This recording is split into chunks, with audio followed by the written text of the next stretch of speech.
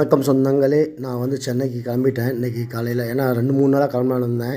இந்த சென்னைக்கு புயல் வருது சொன்னனால எப்போ வருதுன்னு கரெக்டாக யாராலையும் சொல்ல முடியல. டிவி நியூஸ்லேயே வந்து 2 நாள் 3 நாள் சொல்லிகிட்டு இருந்தாங்க. அதுக்கப்புறம் பார்த்திங்கன்னா வந்து தொடர்ந்து இந்த அரசியல் பற்றி, ஆக்சிடென்ட் பற்றி இது தான் போட்டுட்டு இருந்தாங்க. சரி, மழை வந்தாலும் சரி, புயல் வந்தாலும் சரி, பரவாயில்ல, நம்ம சென்னைக்கு கிளம்பலாம், ஏன்னா வேலை முக்கியம். அதனால் சொல்லிட்டு இன்றைக்கி காலையில் நான் வந்து 5 மணி 4:30 மணிக்கு எழுந்துச்சி நாங்கள் ரெடி பண்ணி எல்லாம் ஒவ்வொன்றா ஒரு பொருளாக எடுத்துகிட்டு போகிறோம். என்னென்னா, இப்போ வந்து நம்ம டிவிஎஸ் எக்ஸலில் தான் நான் சென்னைக்கு போகிறேன். ஏன்னா எனக்கு வந்து வண்டி வேணும்.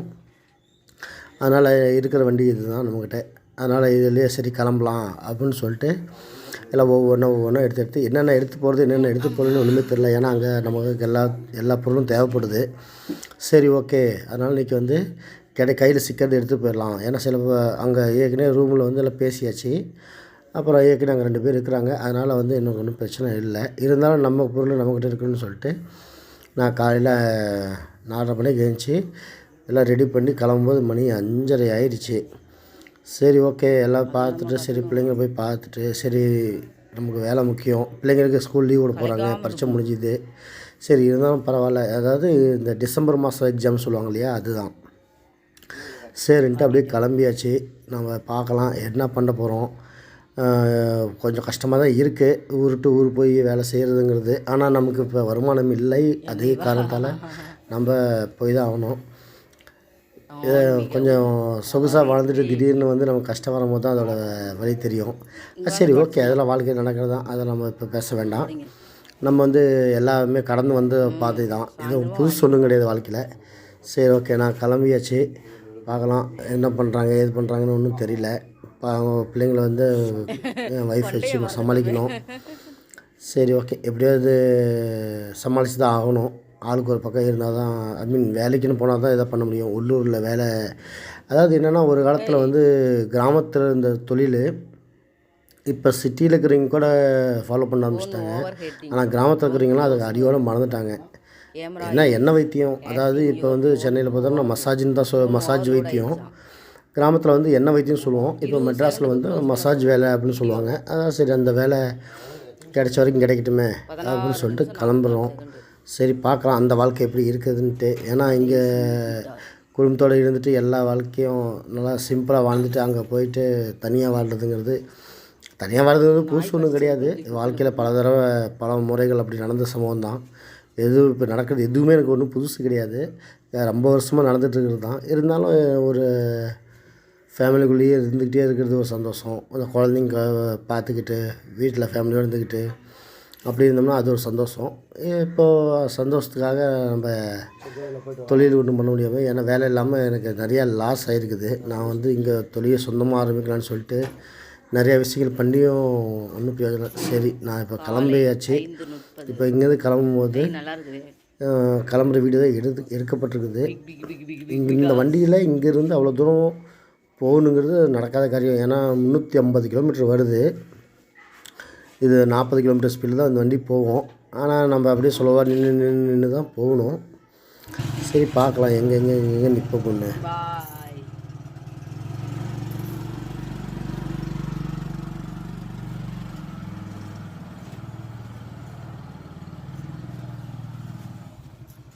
கிளம்பியாச்சு. இப்போ நம்ம கரெக்டாக எங்கே இருக்குன்னா ராசிபுரம் புதுப்பாளையம். புதுப்பாளையத்துலேருந்து ராசிபுரம் போய் பெட்ரோல் போட்டுக்கிட்டு அதுக்கப்புறம் தான் கிளம்பணும். இப்போ நல்லா ஜில்லுன்னு காற்றடிக்குது. ஏன்னா இது வந்து மார்கழி மாதங்கிறதுனால, டிசம்பர் மாதங்கிறதுனால நமக்கு அப்படியே சும்மா ஜில்லுன்னு காற்றடிக்குது. இந்த காற்றுனால உடம்பு சரியில்லாமல் போகிறதுக்கும் வாய்ப்பு நிறையா இருக்குது. ஏன்னா இப்போ வந்து பனிக்காலம் இல்லையா, பனிக்காலத்தில் வந்து சளி பிடிக்க நிறைய வாய்ப்பு இருக்குது. ஆனால் எல்லா சேஃப்டியோடு தான் போயிட்டுருக்கேன். ஆனால் மாஸ்க் எடுக்க மறந்துட்டேன். இப்போ வந்து நம்ம வந்துருக்கிறது வந்து ராசிபுரம். ராசிபுரம் கிருஷ்ணா தேட்டருக்கு, கிருஷ்ணா கொட்டாயின்னு சொல்லுவாங்க அது. இப்போ அந்த தேட்டர் கிடையாது, அதெல்லாம் அழிஞ்சு போச்சு அந்த தேட்டரு. அது தேட்டராக இருக்குது, ஆனால் தேட்டர் இப்போ வேலை செய்கிறதில்ல, சும்மா தான் இருக்குது. பாருங்கள், ஒரு சிட்டிக்குள்ளேயே ஒரு ஊருக்குள்ளேயே வந்து இவ்வளோ இருட்டாக இருக்குது.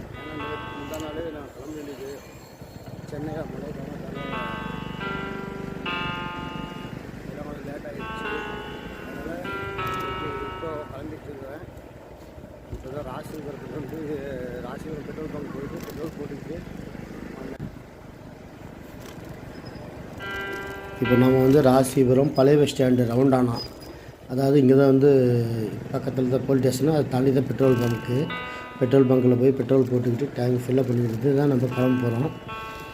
இப்போ பாருங்க, இந்த டைமில் கூட இவ்வளோ நடமாட்டம் இருக்குது இந்த ஊரில். என்ன ஒரு விஷயம்னா, இப்போ வந்து இந்த பழைய பஸ் ஸ்டாண்டும் இனிமேல் இருக்க போகிறதில்ல. இப்போ நம்ம ராசிபுரமும் இப்படி இருக்க போகிறதில்ல. ஏன்னா எல்லாம் பெரிய மாற்றங்கள் வரும்போது காலையில் மணி இப்போ வந்து கரெக்டாக 5:30 மணி நான் கிளம்புற நேரம். சரி, நம்ம இப்படியே கிளம்பி போயிட்டே இருக்கும்போது தான் இது வந்து ஆத்தூர் ரோடுன்னு சொல்லுவாங்க. அதாவது ராசிபுரத்தில் இருக்கிற ஆத்தூர் ரோடு. இந்த ரோட்டை நான் டச் பண்ணிட்டேன். இது வந்து புது பஸ் ஸ்டாண்ட் பக்கத்தில் இருக்கிறோம். இப்போ நம்ம காலையிலே பாருங்கள் எவ்வளோ பிஸியாக இருக்கிற ஊர். இது ஒன்றும் சாதாரண நாள் தான், ஒன்றும் ஸ்பெஷல்லாம் கிடையாது.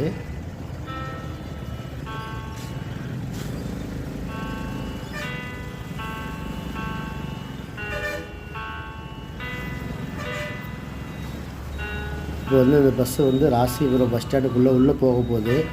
நாம் வந்து நேராக போக போகிறோம், நேராக ஆத்தூர் ரோடு. என்ன ஒரு விஷயம்னா, இந்த பஸ் ஸ்டாண்டு இப்போ கொஞ்சம் நாளில் இங்கேருந்து அழிய போகுது அப்படின்னு சொல்லலாம். எடுக்க போகிறாங்க. ஏன்னா இப்போ ராசிபுரத்தில் இருக்கிற பஸ் ஸ்டாண்டை தூக்கிட்டு போய் எங்கேயோ ஒரு காட்டுக்குள்ளே ஒரு 10 கிலோமீட்டருக்கு அந்த நேரம் தூக்கி எரிஞ்சிட்டாங்கன்னா, இப்போ நேராக இனிமேல் வந்து ராசிபுரத்துக்கு நம்ம நேரடியாக பஸ் வர முடியாது. ஆஹா, என்ன ஒரு ஆக்சிடெண்ட்டாக என்ன பிரச்சனை?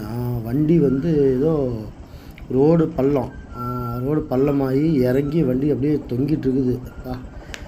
என்ன ஒரு இது! இப்போ இருக்க காலங்காத்தால் நம்ம ஒரு விபத்தை பார்த்துட்டு போகிறோம். விபத்துன்னு சொல்ல முடியாது, இது ஒரு சரி விபத்துன்னு தான் சொல்ல முடியும். ஏன்னா விபத்தானா இருக்குது, யாருக்கோ ஒருத்தருக்கு விபத்து வந்திருக்கு. பாவம், என்ன நாங்கள் ஏதான இந்த வழியில் போகிறவங்க எல்லாரும் கஷ்டம். சரி, இந்த மாதிரி இது வந்து இந்த ஊர் பேர் வந்து காக்காவரி சீராப்புலின்னு நினைக்கிறேன். சீராப்புலி. இதை தாண்டி தான் நம்ம வந்து நேராக லைட்டாக வந்து வானம் வெளிச்சத்துக்கு விட்டுருது. மணி 6 ஆக போகுது. இப்போ பார்த்திங்கன்னா ஒரு பிரேக் விட்டு தான் வீடியோ எடுத்தேன். ஏன்னா கண்டினியூ வீடியோ எடுத்தோம்னா பேட்ரி ஃபுல்லாக டவுன் ஆகிரும். அதனால் வந்து நான் வந்து என்ன பண்ணிட்டேன், அங்கங்கே கொஞ்சம் ஒவ்வொரு ஊராக வரும்போது எடுக்கிறேன். ஆனால் எல்லா ஊர்லேயும் எடுக்க முடியாது, ஏன்னா பேட்ரி காலி ஆகிரும். அதனால் வந்து ஃபோனு ரொம்ப ஆடுது. எனக்கு இந்த கரெக்டான ஸ்டாண்டு வச்சு இந்த முறைப்படி யூடியூப் வச்சு எடுக்கிறாங்கல்ல, அவங்களுக்கு தெரியாது. பார்த்திங்கன்னா வர்ற வழியில் மெட்டாலா பக்கத்தில் வந்ததும் மழை பிடிச்சிக்கிச்சு. மெட்டாலாங்கிறது ராசிபுரத்துலேருந்து 20 கிலோமீட்டர் தூரத்தில் இருக்குது. அங்கேருந்து ஆத்தூர் வரைக்குமே மழை தான். கிட்டத்தட்ட ஒரு 30 கிலோமீட்டர் வெறும் மழை தான் பெஞ்சிருக்கு. அந்த இப்போ வந்து இங்கே மழை பிடிக்குன்னு சொல்லிட்டு ஒரு இடத்துல ஒரு பஸ் ஸ்டாப்பில் வந்து நின்ட்டேன். இதுதான் நம்ம குதிரை, நம்ம வாகனம். மழை நிற்கிறதுக்காக ஒரு 1/2 மணி நேரம் வெயிட் பண்ணோம். நான் மட்டும் இல்லாமல் இன்னும் 2-3 பேரும் நின்றுக்கிட்டு இருந்தாங்க. 2-3 வாகனத்தில் வந்தவங்க. மழை கொஞ்சமாக அப்படியே குறைய ஆரம்பிச்சிது. சரி, ஓகே, நம்ம இதுக்கு மேலே கிளம்பிடலான்னு சொல்லிட்டு கிளம்பிட்டேன். இங்கெல்லாம் ரோடு காலியாக இருக்குது, ரொம்ப வெள்ளையாக இருக்குதுன்னு பார்க்குறீங்க. இது வந்து ஆத்தூரை தாண்டி, அதாவது அந்த மழை பெஞ்ச இடத்த விட 30 கிலோமீட்டருக்கு அந்தாண்ட போய் எடுக்கப்பட்ட வீடியோ இது. ஏன்னா மழையில் ஃபோன் நனைஞ்சு போச்சுன்னா என்ன பண்ண தெரியாது, எனக்கு ஒரு பயம். அது இல்லாமல் ஃபோன் ஸ்டாண்டர்டான ஃபோனு கிடையாது. இந்த ஃபோனு ஸ்டாண்டும் கரெக்டானது இல்லை. ஃபோனும் வந்து என்கிட்ட வந்து காஸ்ட்லியான ஃபோன் கிடையாது, சாதாரண ஒரு டச் ஃபோன் தான். அதுவும் 4 வருஷத்துக்கு பழசு, 3-4 வருஷத்துக்கு பழசு. அதனால் இதில் வந்து எவ்வளோ எடுக்க முடியுமோ எடுக்க முயற்சி பண்ணிட்டு தான் நான் வந்து போட்டுக்கிறேன். என்னென்னா வந்து அங்கே ஆத்தூர் வரைக்கும் மழை பெஞ்சாலும் இங்கே வந்து பார்த்திங்கன்னா மழை நைட்டு பெஞ்சிருக்குது. அதுக்கப்புறம் மழை விட்டுருக்கு. ஏன்னா அங்கங்கே ரோடு சைடில் இருக்கிற மண்ணெலாம் ஈரமாக தான் இருக்குது. இப்போ இந்த வைப்ரேஷன் வந்து 4-5 வைப்ரேட்டர் வந்துருந்தா தான் வந்து வண்டியே ஆட்டி விட்ருக்கு. உள்ளே இருக்கிற நட்டு போட்டுன்னா வண்டி போயிருந்துச்சு. ஆனால் இதெல்லாம் இருக்கிற ஸ்பீட் பிரேக்காக அது பார்த்திங்கன்னா வானத்தில் வந்து நான் வெயிலும் இல்லை மழையும் இல்லை, நல்லா இதமாக இருக்குது. பரவாயில்ல, நமக்கு வந்து வானமே கொடை பிடிச்ச மாதிரி இருக்குது. அப்புறம் அப்படி இப்படி கிளம்பி போயிட்டே இருப்போம். பார்ப்போம் எங்கே போய் எங்கேயாவது நிற்போம். நம்ம டீ குடிச்சிட ரொம்ப நேரம் ஆச்சு. ஆனால் டீ குடிக்கிற இடத்துல நிற்கிறதுக்கு பயமாக இருக்குது. ஏன்னா கடைக்குள்ளே போய் டீ குடிக்கிற மாதிரி நமக்கு செட் ஆகாது. ரோட்டில் இருக்கிற டீக்காக தான் செட் ஆகும். ஏன்னா வண்டியில் எல்லா பொருளும் வச்சுருக்கிறோம்.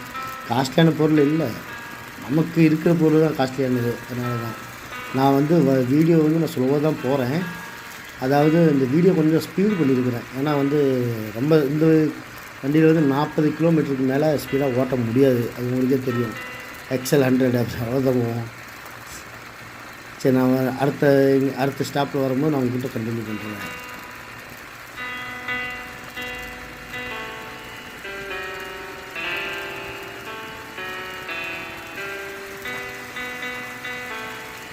அப்படியே எங்கள் அப்பா என்ன இது ஆட்டோவில் வந்து இத்தனை பேர் உட்காந்துட்டு போயிட்டு இருக்கிறாங்க. பின்னாடி வரவங்க எவனாவது வந்து வேகமாக தட்டினா ஐயோ எத்தனை பேர்த்துக்கு லைஃபே காலி ஆயிரும். ஏன்னா பார்த்தீங்கன்னா எல்லாம் கால் தொங்க போட்டு உட்காந்துட்டு இருக்கிறாங்க.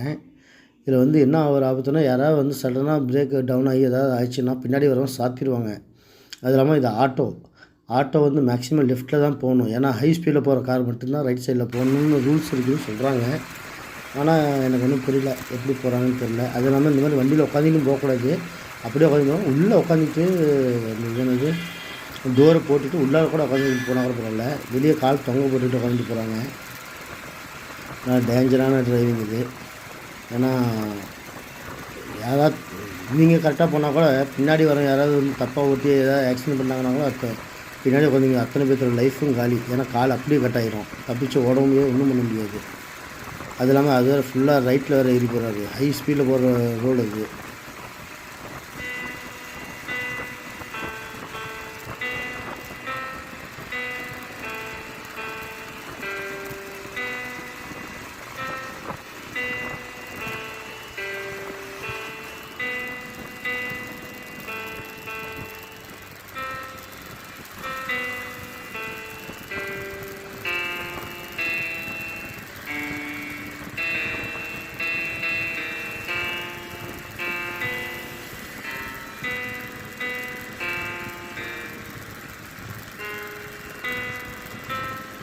போகிற வழியில் நிறையா கோயிலெலாம் இருக்குது, நிறையா பார்க்கக்கூடிய இடங்கள்லாம் இருக்குது.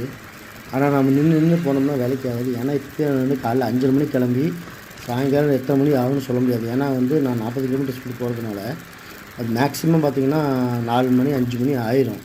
ஏன்னா எனக்கு அந்த அனுபவம் இருக்குது. 40 கிலோமீட்டர் ஸ்பீடில் போனால் என்ன ஸ்பீடில் போக முடியும். நடுவில் ஒவ்வொரு 50 கிலோமீட்டருக்கு ஒரு தடவையும் ஒரு பிரேக் அடிச்சாகணும். ஏன்னா இன்ஜின் சூடாகி போச்சுன்னா நமக்கு ரொம்ப சிக்கலாகி போயிடும். அதனால் வந்து ஒவ்வொரு 40-50 கிலோமீட்டர் தூரத்துக்கும் போய் நான் பிரேக் எடுத்து ஒரு 5 நிமிஷமாவது வண்டிக்கு ரெஸ்ட்டு விட்டு தான் போயிட்டுருக்கிறேன். ஆஹா, இந்த வண்டி நான் அப்படி வந்துருச்சு பார்த்தீங்களா. நீங்கள் பார்க்கும்போது தான் எனக்கு உள்ளுடுது. ஏன்னா உள்ளுடுது பயம். ஆனால் போயிட்டே இருக்கிறாங்க, பரவாயில்ல. அவங்களுக்கு அது பழகி போச்சு. நமக்கு வந்து அது பயம் கொஞ்சம் புதுசாக இருக்குது. சரி, நம்ம அது என்ன ஸ்பீடில் போயின்னு தெரியல. ஏன்னா முன்ன வந்து நான் கொஞ்சம் முன்னாடி போயிருந்தேன், அது அந்த வண்டி பின்னாடி போயிடுச்சு. இந்த ரோட்டில் ஹைவேஸில் மட்டும் என்னென்னா இந்த கோர்ட்டுக்கு லெஃப்ட் சைடில் போகிறது தான் ரொம்ப சேஃப்டி. ஏன்னா வந்து எப்போ டக்குன்னு எந்த வண்டி வந்து ஓவர்டேக் பண்ணுன்னு சொல்ல முடியாது. ஏன்னா எங்கேயோ வர்ற மாதிரி இருக்கும், ஆனால் டக்குன்னு உள்ளே வந்துடும் வண்டி. ஏன்னா அவ்வளோ ஸ்பீடில் வருவாங்க. ஏன்னா ஹைவேஸில் வந்து நான் நிறையா வண்டி ஓட்டுறது பார்த்துருக்கேன். 100 கிலோமீட்டர் 150 கிலோமீட்டரு 200 கிலோமீட்டர் ஸ்பீடில் வண்டி ஓட்டுறவங்க கூட இருக்காங்க. அதாவது இந்த 2 வீலர்லாம் சில பேர் வராங்க ரேசிங் பைக் எடுத்துக்கிட்டு. அதெல்லாம் பார்த்தா எங்கள் வெக்கணும். அதான் முடிஞ்ச வரைக்கும் நான் லெஃப்ட்டில் இருக்கிற அந்த கோடை ஒட்டி தான் நான் போயிட்டுருப்பேன். இல்லைன்னா ஆப்போசிட்டில் சில சமயம் வந்து சில பேர் வருவாங்க. அதை பார்த்தாலே பயமாக இருக்கும். வா, பார்க்க எவ்வளோ அழகாக இருக்குது பாருங்கள். சக்க ஏதோ ட்ரெயின் போகிற மாதிரி இது ஒரு ஃபீலிங். அதாவது ஜூம் பண்ணி பார்க்கும்போது நல்லா இருக்குது. ஏன்னா அவ்வளோ இதாக இருக்குது. நான் போகிற ஸ்பீடுக்கு வந்து அது தெரியாது. நான் வந்து வீடியோ கொஞ்சம் ஸ்பீடு பண்ணதுனால ரொம்ப ஸ்பீடாக போகிற மாதிரி ஒரு நான் எடிட்டிங் பண்ணி வச்சுக்கிறேன். சின்ன சின்ன எடிட்டிங் தான் தெரியும், அவ்வளோ ஃபுல்லாக எடிட்டிங்லாம் தெரியாது.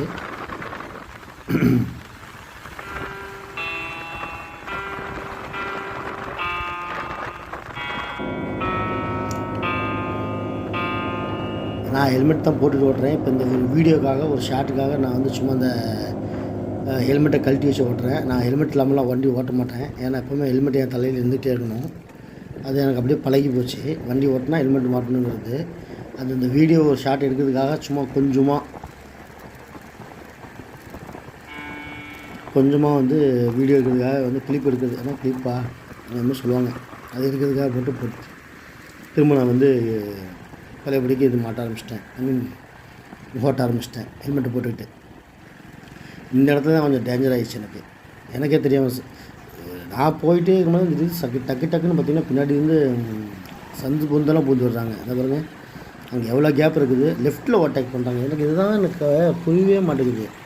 அவன் ஸ்லோவாக போகிறவங்க லெஃப்ட்டில் போகணும். பாருங்கள், அந்த வண்டி இன்னும் கொஞ்சம் இல்லைன்னா இடிச்சிருக்கோம். ஸ்லோவாக போகிறவங்க லெஃப்ட்டில் போகணும், ஸ்பீடாக போகிறவங்க ரைட்டில் போகணும் அப்படின்னு தான் எனக்கு டிரைவிங்கில் கற்றுக் கொடுத்தாங்க. இவங்க என்னடான்னா லெஃப்ட்லேயே ஓவர்டேக் பண்ணி போயிட்டுருக்காங்க. 150 கிலோமீட்டர் வந்துருக்கிறேன். இன்னும் 200 கிலோமீட்டர் போகணும். இன்னும் 200 கிலோமீட்டர் போனால் நம்ம சென்னைக்கு போய் சேர்ந்துருவோம்.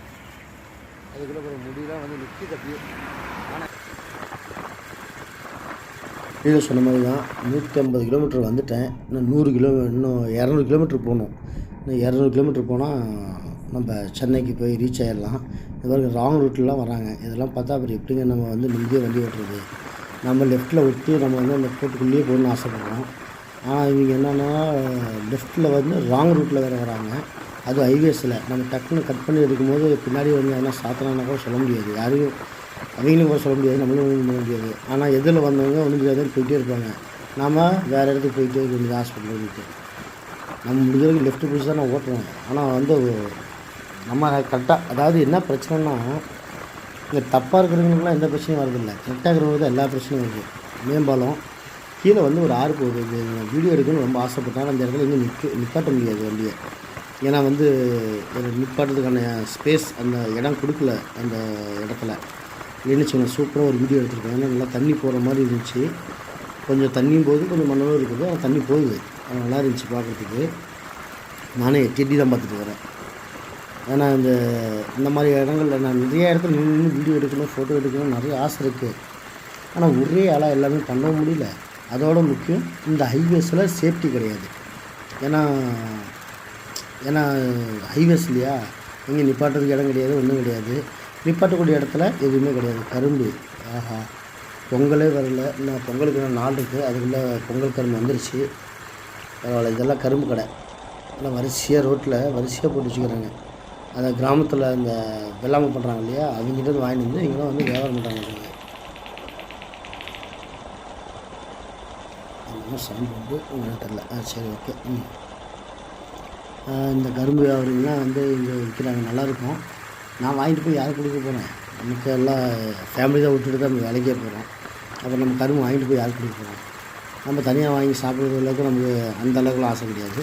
குடும்பத்தோடு அடிபட்டுக்கிட்டு சாப்பிட்ற ஒரு சந்தோஷம் வேறு எதுவுமே கிடையாது. உனக்கு அடிபட முடியாது. அந்த சந்தோஷம் எனக்கு வந்து தனியாக சாப்பிட்றது கிடையாது. இந்த ஹெல்மெட்டு வந்து சிட்டி, அதாவது இது என்னுடைய ஹெல்மெட்டு. இதை போட்டுக்கிட்டு தான் வண்டி ஓட்டினேன்.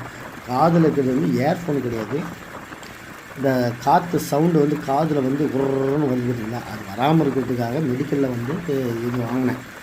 அது 2 பக்கம் லப்பர் மாதிரி இருக்கும். அது உள்ளே சொல்லிட்டோம்னா நமக்கு எந்த சத்தமும் வராது. அதாவது இந்த காற்று விசுன்னு அடிக்கிறது பார்த்திங்களா, அந்த சவுண்டு வராது. மற்றபடி வந்து வண்டி சவுண்டில் கேட்கும்.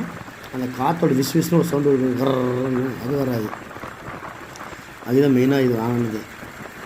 ஆனால் அது வந்து மெடிடேஷன். ஆக்சுவலி இது வந்து என்னென்னா மெடிடேஷன், அதாவது யோகா பண்ணுறாங்க இல்லையா. யோகான்னு இல்லை, யோகாவில் நிறையா வகை இருக்குது. மெடிடேஷன் சொல்லுவாங்க அது இங்கிலீஷில். தமிழில் வந்து தியானம்னு சொல்லுவாங்க. தியானம் பண்ணும்போது எந்த ஒரு சத்தமும் வரக்கூடாது. அந்த சத்தம் வந்தால் சவுண்டு வந்தால் நம்ம மூளையோட அதாவது எண்ணங்கள் மாறிவிடும். அதாவது சிந்திக்கிற சிந்தனைகள் மாறிவிடும். அதை கட்டுப்படுத்துறதுக்காக இது வந்து விற்கிறாங்க. அதை நான் வாங்கிட்டு வந்து நான் இதில் யூஸ் பண்ணிட்டேன். இப்போ நம்ம வந்து ஆல்மோஸ்ட் சென்னை பக்கத்தில் வந்துவிட்டோம். இப்போ சென்னை சிட்டிக்குள்ளே போக போகிறோம். வாங்க. நான் இப்போ காட்ட போகிற கிளிப் தான் சென்னை சிட்டின்னா செங்கல்பட்டு தாண்ட உடனே பார்த்திங்கன்னா என்ன ஒரு விஷயம்னா, இங்கே வந்து 4 ட்ராக் இருக்குது. அதாவது 4 ரோடு. அதாவது ஒரே நேரத்தில் 4 ரோடு, 4 வாகனங்கள் கிராஸ் பண்ணி போகலாம். அந்தளவுக்கு பெரிய ரோடு இது. வந்து செங்கல்பட்டுலேருந்து அடுத்த இதை வரைக்கும் வந்துருச்சு. இந்த வீடியோவில் எல்லாமே நம்ம பேசணும்னு ஆசை. ஆனால் பேசி டயர்டாகுது. அது இல்லாமல் என்ன டாப்பிக்கே இல்லாமல் பேசுகிற மாதிரி இல்லை. நம்ம வண்டி ஊருக்குள்ளே வந்ததும் பாருங்கள், இந்த ராங் ரூட்டில் ஹெல்மெட் இல்லாமல் போடுறவங்க. நாம் கிராமத்துலேருந்து வரவங்க கூட ஹெல்மெட் போட்டு வராங்க. சிட்டியில் இருக்கிறவங்க வரவங்க ஹெல்மெட் கூட போடாமல் வராங்க. அது நம்ம போயிட்டு இருக்கிறோம், அவங்க சந்தில் சிந்து போடுற மாதிரி டக்குன்னு உள்ளே விட்றாங்க வண்டியை. அப்போ நம்ம இடிச்சிட்டோம்னா அவங்க தான் சண்டைக்கு வருவாங்க நம்மக்கிட்ட. ஏன்னா தப்பு நம்ம மேலே இருந்தாலும் அவங்க மேலே இருந்தாலும் அவங்க தான் முதல்ல சண்டைக்கு வருவாங்க. ஆனால் இப்போ தான் டிராஃபிக்கோட முதல் சிக்னல், நம்ம சிக்னலுக்கு வந்தாச்சு. அது 2வது சிக்னலு.